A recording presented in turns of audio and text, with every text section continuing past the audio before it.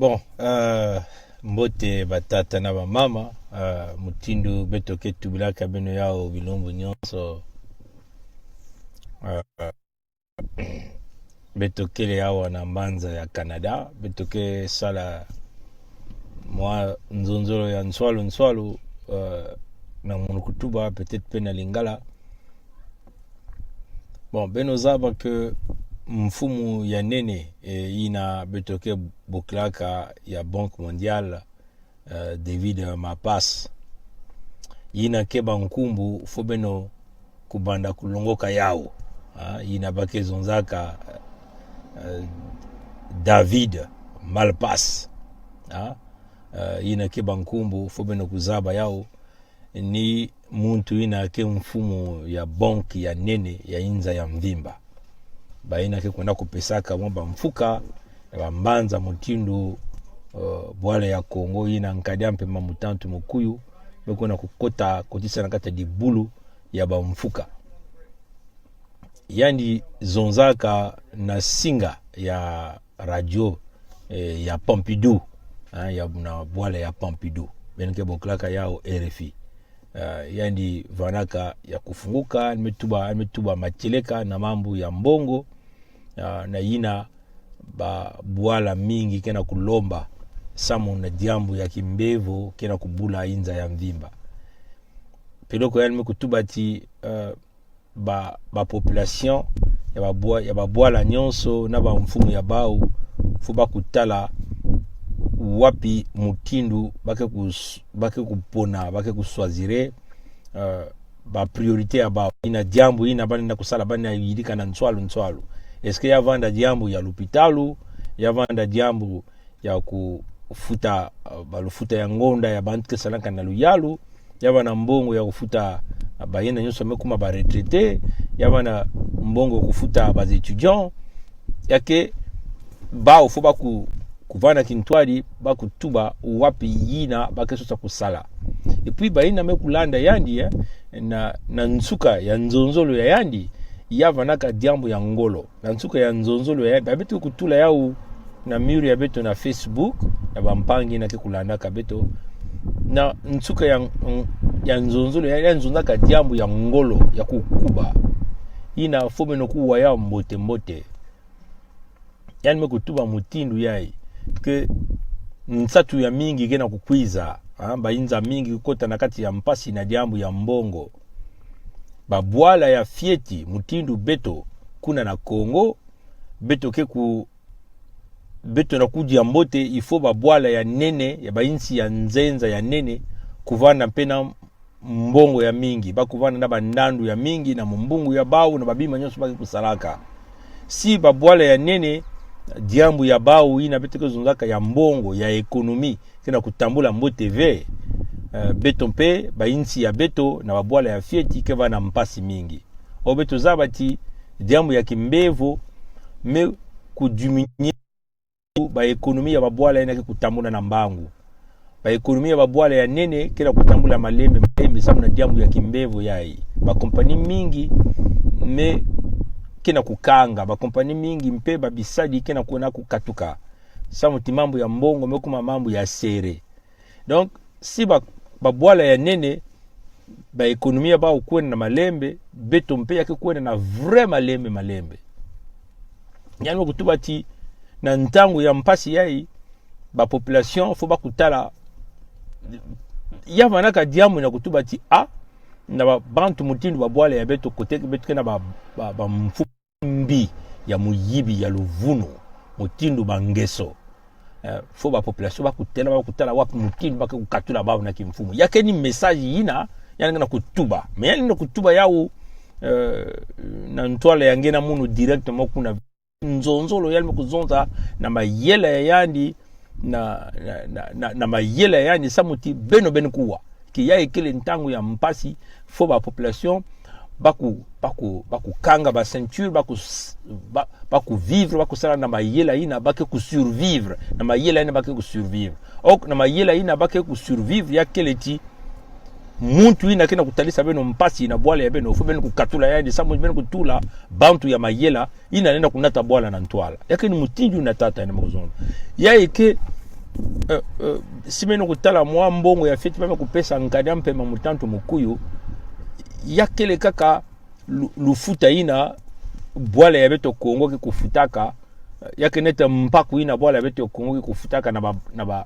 ba banki ya nene mutindu FMI mutindu Banque Mondiale sa muti FMI na Banque Mondiale bake salaka kintwadi si FMI me kupesa nge mfuka Banque Mondiale na kupesa nge diakave yake ni mutindu si Banque Mondiale me kupesa nge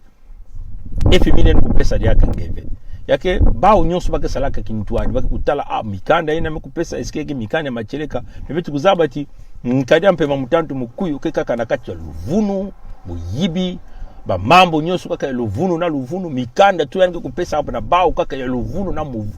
na luvunu me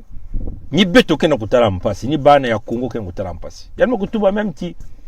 ba bwala ya feti mutindu Kongo ke ku vivre na nomputu baka zonga ekonomia informelle yakele ekonomia na ke kutambula kaka na mwa mumbungu ya fieti mutindu mwa muntu ya quartier mutindu mwa boutique ya musenegalais ina kena quartier mutindu mwa mama ina kena mwa mule ya fufu ya yandi me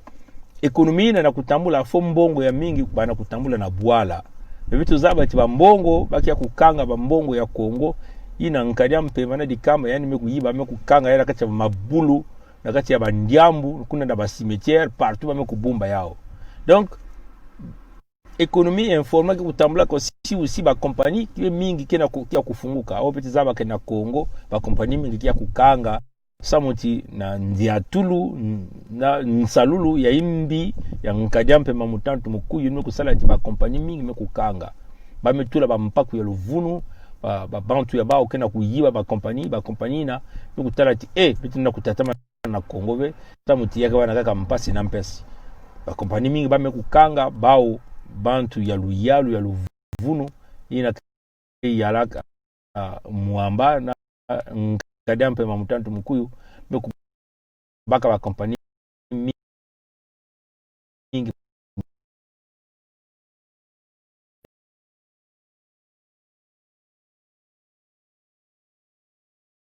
compagnie maza ni mingi kuna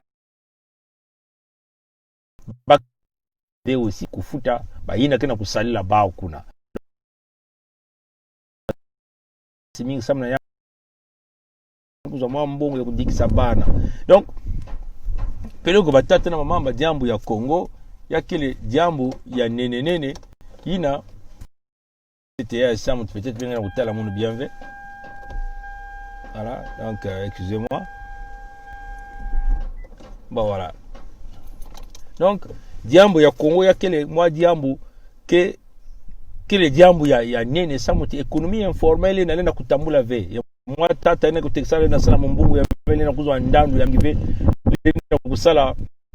mwa benefice ya mingi ve na kukontinua kutambula mbungu ya ngo mwa commercial na kutekisaka kwa kusumaka mankondi yani kuna na kati ya lepul kana kati ya bwansampe ke kuzwa mbungu ya mingi ve donc ni mutindu na yakile batata na mama donc il faut se mettre na kuzonza ya bilumbu nyonso betu na kutuba ya bilumbu nyonso que si beto kuwa ve mutindu ba mfumu ina ke kukambisaka ba banki ya nene ke kuzonza yake vana kaka mpasi na mpasi yake nzonzolo ya David mapasi yake na kutubila beno ti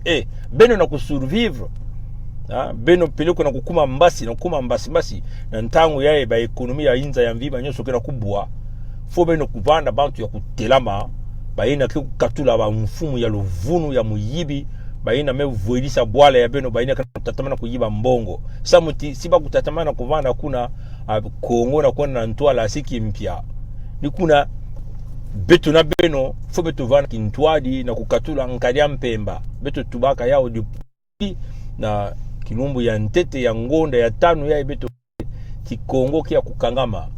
beto kia kukanga ya kubloke zenge bwala nyonso mutu veke kusali nkadia mpemba mutantu mukuyu pele ko singa sala nkadia mpemba mutantu mukuyu yake mutindu kisalu ya mpama ngena kusala samuti mbongo ni mbongo kusalila kuna yani ke kupaka yao yani ke kwenda tatamana kusumba minduki kutatama kufua bana ya Kongo mbongo ina kutatamana kujalana yao kubinana na yao kuna malafu na yao menge mwana ya Congo yake ni mutindu ina. Donc baina nyuska sana balu yalo kilumbu ya ntete ya ngonda ya juin kini mbasi. Donc lundi beno vana na bainzo ya beno ha? Si beno kuwa veba mambo betikina kutubila beno yake vana kaka mpasi na mpasi kena kukwiza kuna na Congo beno kutala nkadya mpemba me kusala ja kubuzoba yani me kubaka mbongo ya bwala yani me kuna kutunga ba musée na mwana ya yandi ya Kento na mbwala yani na Oyo ina keba mbongo ya mingi ina ba miliari ya mingi abana ya Congo kena nsato kwenda kutala ba binkuti ya mwana ya yandi ya Kento edit betikina nsato ya beto zaba tini mwana ina yani kubasa Pompidou samu titata ina yani pesa ni mwaki lengi etata ina kusinye mikanda kupesa ba luve na kuza kubingisa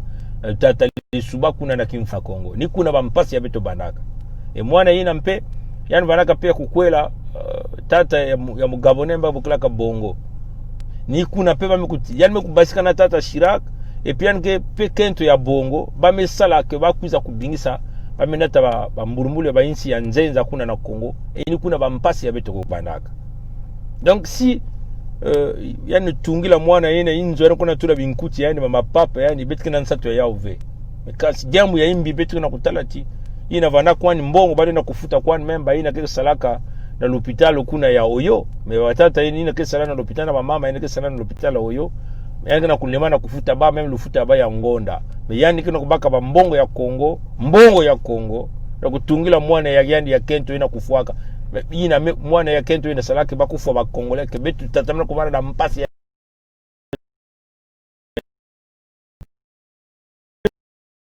kuvana ni bantu ya Gabon mutuzura kutunga mutikimya mutindu ina wapi mutindu yani mekusala na kuona baka binkuti ya mwana yandi ya Kento ina kufuaka kuna na Gabon me inzo yani mekutunga binkuti yani mekutula kuna ya kena kulakisa PV aussi que ya kele ba binkuti ya betu kuna ya Congo ya kile batishi ya betu ya Congo ya kile are ya betu ya Congo beno tala baka salaka bajambu ya mutindu na siki ya kile binkuti ina ya vanaka ni bana ya Congo tungaka yao ya vana batayori ya bakenda babakala nto ya Congo mutu salaka binkuti ina to mapapa ina ni babu salaka yao yake mutindu na kupesa valeur ya mingi na ina betu bekuleka na lumputu culture una bajambu ya betu ya bwala ya betu ya Congo na utula bwala na ntwala me babima tuke yina ke kuna babima nyoso ke kuna yake kaka babima isi ya nzenza mama papa ameko na suma na bola ya bamputu binkuti bameko na suma na bola ya mputu yana kutungila mwana inzo ya kutula binkuti yani mutindu boutique na mbongo ya Congo na sika mosi ba retraité ya Congo kena kuzwa lufuta ve ben metala tata ya mutindu ina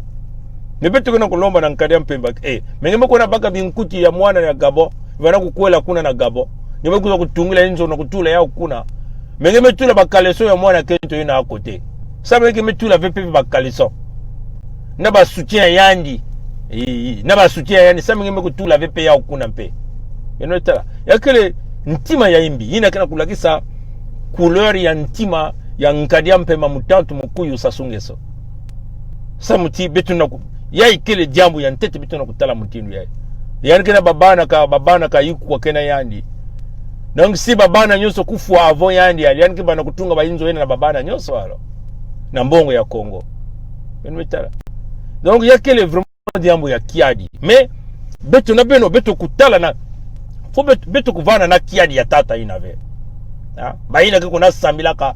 beno zabati ya ikele diamu ya kusambila diaka veo kuzona ke nzame ke ukulumuka na mazuna kusadisa betu ya ikele kaka bandi muyibi kana kuyiba mbongo ya Congo na kupesa kiese na kacha dikande yani kupesa kiese na bana ya Congo asiki mpya menimetala mwana ya Kento bangonda bapana bangonda 9 ya muvima na kacha kivumu ntanga kubuta mkumange kuona kubuta bantu ba dokotolo ya nkadya mpe mutantu mkuyu ke kufwa yani beno tala jambu ya maki na jambu ina kele jambu ya mbote beno kutala kiadi na sasunge sove parce que tata ina ke kutala pe kiadi sama na beno beto fandene kintwadi beto kanga tata ina beto samusa ini beto tula ina boloko yamba na kubaleba nzila na kufujisa yani nsoni na mpasi na mekutalisa bana ya Kongo hapi mutindu ya tata yai babima nyoso kaka nakata dikanda ngiko na sala ba musée na mwana ya kento yange ina mekusala ve ata na Kongo iki mwana ina mekusala Kongo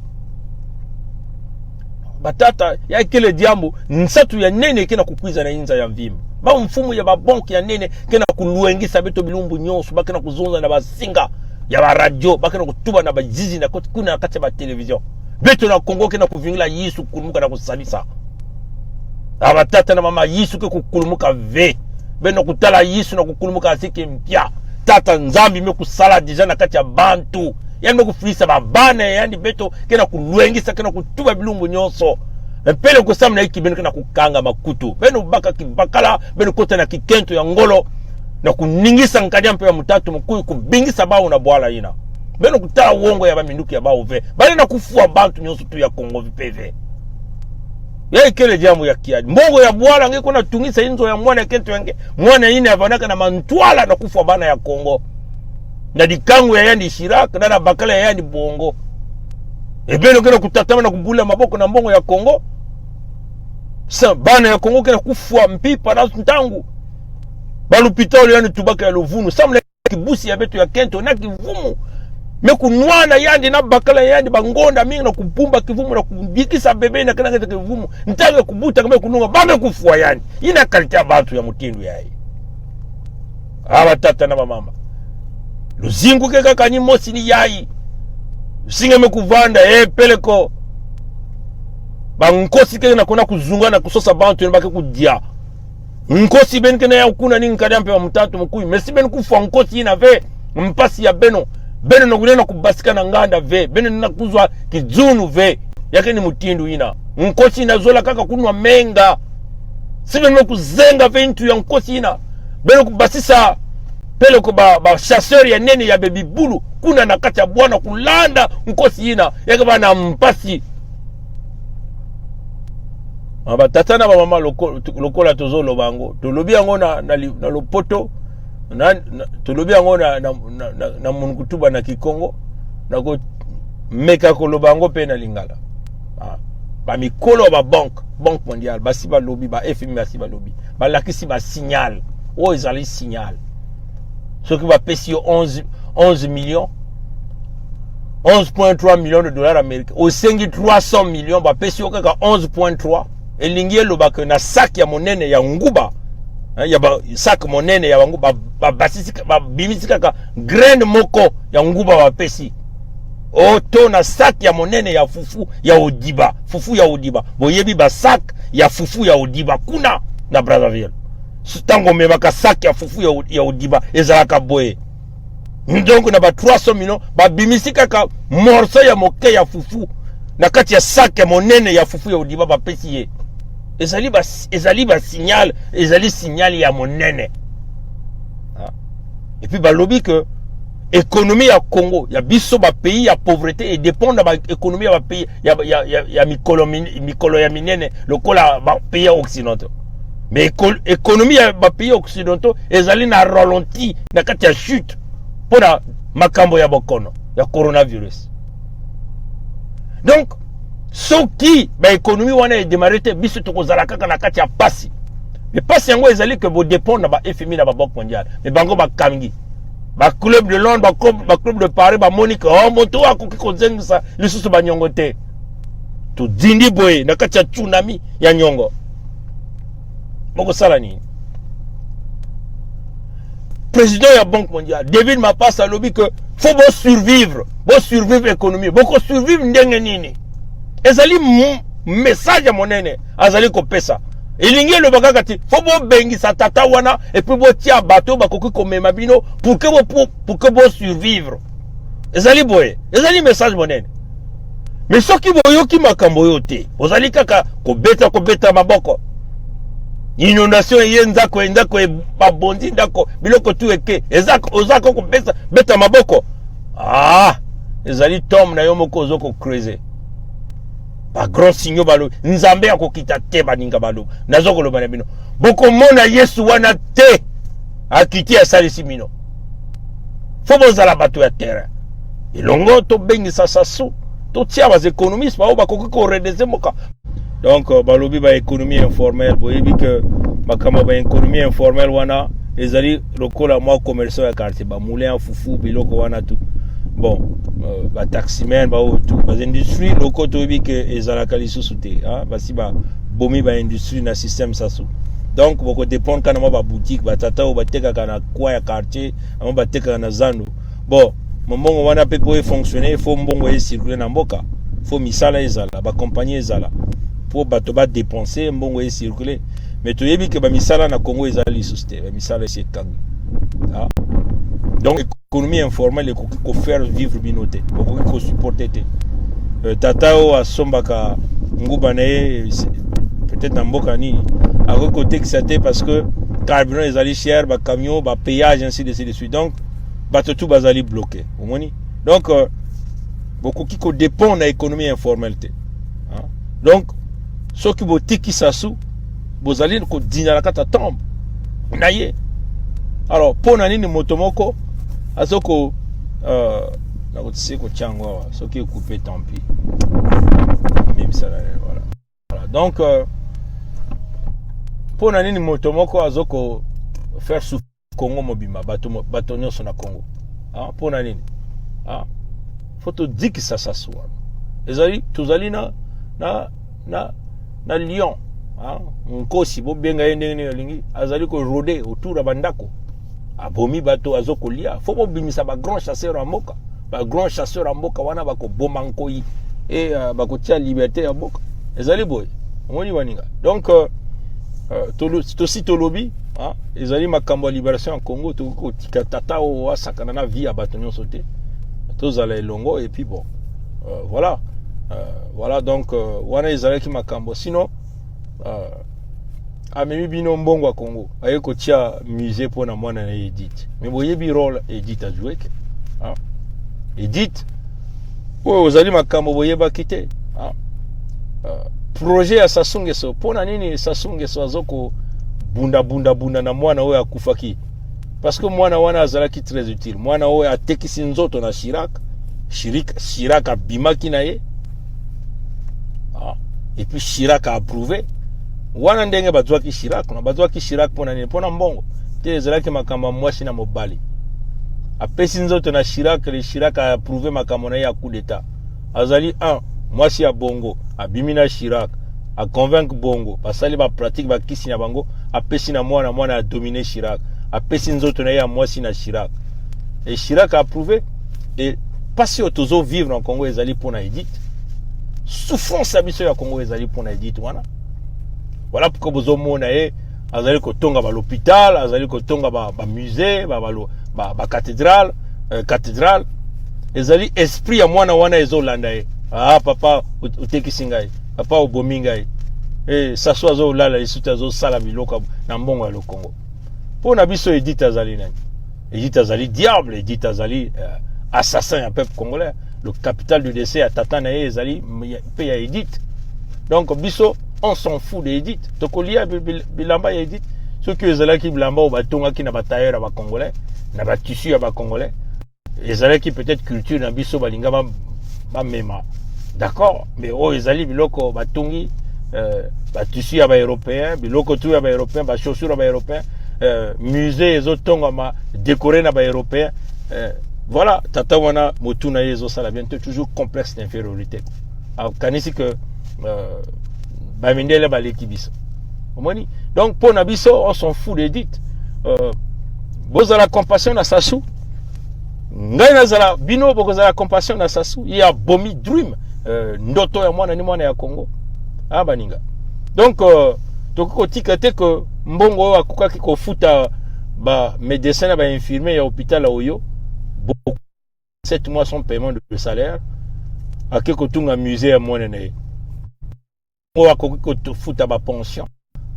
bas étudiants bas salaire ya ba congolais ko bongisa banzela ake kotunga musée ya mwana na ye omoni leki na biso oyo akufi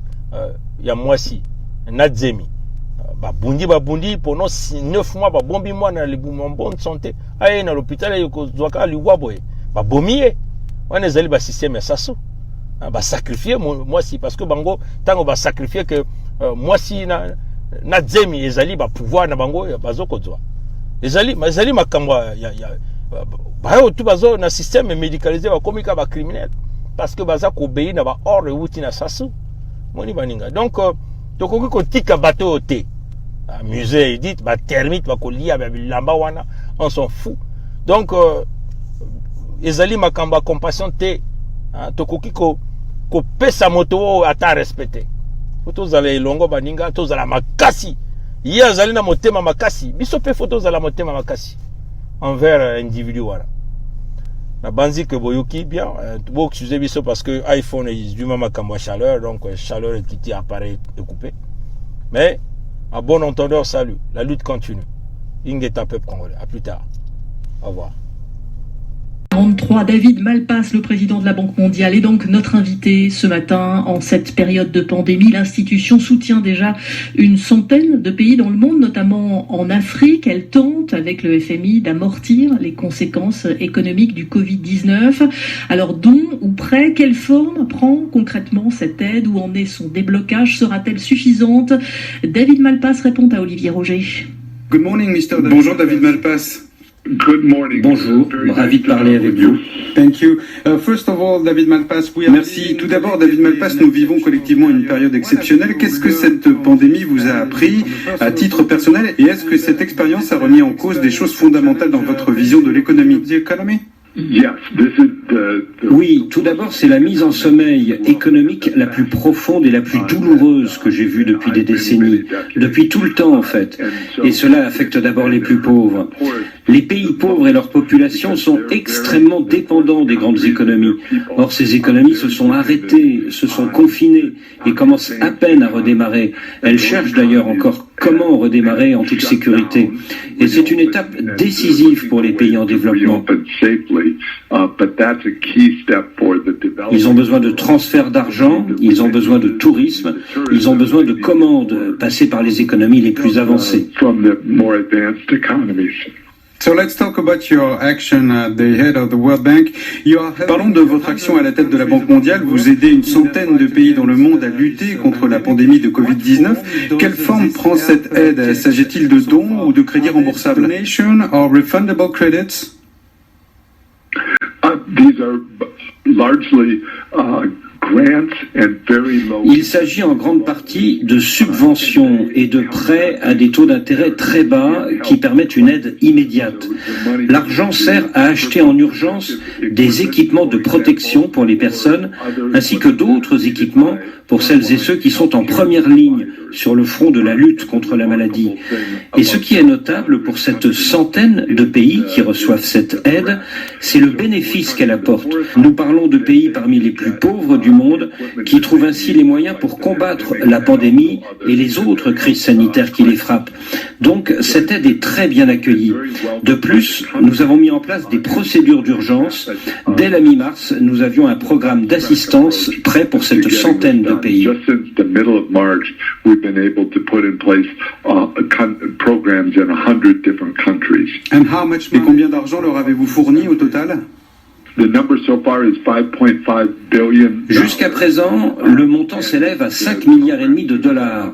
Et le programme que nous avons mis sur pied va s'accroître. Les donateurs bilatéraux, je veux dire les économies avancées, peuvent ajouter des fonds à ce programme, toujours dans le but de fournir plus d'équipements et d'assistance aux pays qui en ont besoin. Et mid-April, à la mi-avril, la Banque mondiale disait rechercher encore 44 milliards de dollars pour aider les pays africains dans la lutte contre la pandémie. Est-ce que vous les avez trouvés? Did you find this D'ici les 15 prochains mois, c'est-à-dire plus précisément d'ici juin 2021, nous devrions être en mesure de fournir 156 milliards de dollars d'aide au total, que ce soit des subventions ou des crédits à faible taux d'intérêt. Et la plus grande partie ira aux pays d'Afrique subsaharienne.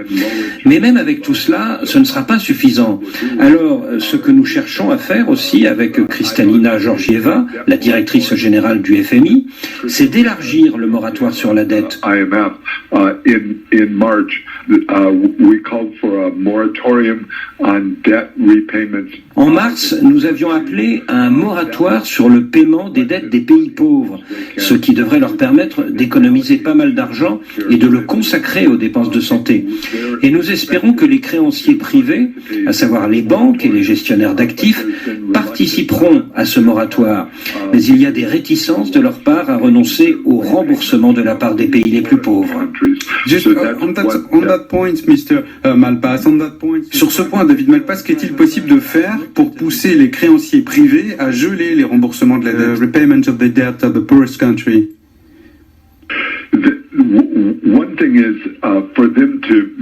L'une des choses qu'ils doivent faire, c'est de se rencontrer et de décider collectivement de la meilleure marche à suivre, étant donné la gravité de la crise. Il faut que ces créanciers privés prennent en compte de façon claire la gravité de cette crise. Et donc j'espère qu'ensemble, ils pourront apporter une réponse sensible et encourageante. C'est le premier point. L'autre chose, c'est que les pays doivent étudier quelles sont pour eux les meilleures options dans cette crise. The countries need to look at what their best options are within the crisis itself. I'm hopeful. I'm optimistic. Je suis optimiste sur le fait que les créanciers privés comprendront qu'il est dans l'intérêt à long terme de l'ensemble du monde de prendre en compte ce que dit le G20. Vous savez, dans un communiqué, le G20 a appelé les créanciers privés à agir comme les créanciers publics, à faire le même traitement de cette question de la dette. This is very important, Mr. Malpass, as you said, because in Africa, people... Alors c'est en effet fondamental, David Malpass, car en Afrique, les gens ne comprennent pas. Ils voient les pays européens, la Chine et les États-Unis annoncer des plans à coût de milliers de milliards de dollars, et d'un autre côté, on leur dit que l'annulation de la dette africaine est impossible. Qu'est-ce que vous pouvez dire à nos auditeurs africains? Listeners. Les populations et leurs dirigeants doivent examiner ensemble leur situation et choisir leurs priorités en matière d'utilisation des ressources disponibles. Ce que fait la Banque mondiale, c'est de fournir un large éventail de ressources, mais il faut faire un certain nombre de distinctions. Il y a eu des appels en direction des bailleurs de fonds multilatéraux pour un allègement de leurs dettes, en clair, pour que les pays puissent ne pas rembourser par exemple ce qu'ils doivent à la Banque mondiale. World Bank debt. The problem with that is the World Bank, unlike these other creditors, uses bond markets. Le problème, c'est qu'à la différence des autres créditeurs, la Banque mondiale fait appel au marché obligataire pour se fournir en fonds et en crédit. Donc, ne pas rembourser serait de la part de ces pays envoyer un signal très négatif. Je pense que la meilleure solution pour eux est encore de s'adresser à leurs partenaires bilatéraux traditionnels et trouver avec eux une solution pour obtenir davantage de moyens.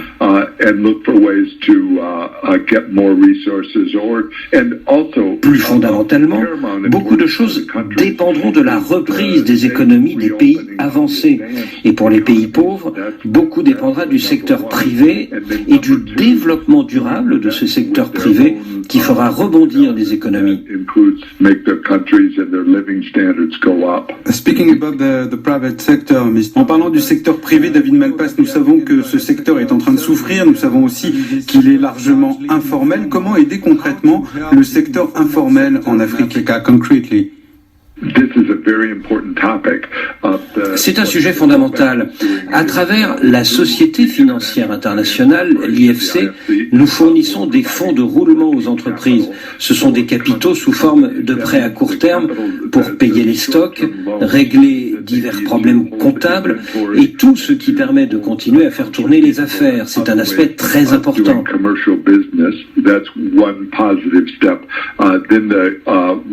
Pour ce qui concerne les micro-entreprises, ce que nous voulons faire, c'est poursuivre les flux financiers dont elles ont besoin, parce que ces fonds permettent aux gens de continuer. Vous savez, les plus grands atouts des pays pauvres, ce sont les gens eux-mêmes. Ils doivent pouvoir survivre à cette crise, continuer à pouvoir se nourrir et à s'éduquer. Ils doivent être en mesure de reconstruire leur vie et de dépasser cette récession. Et nous travaillons à cela à travers nos programmes. Working on all of those with our programs. Thank you very much. Merci David Malpass.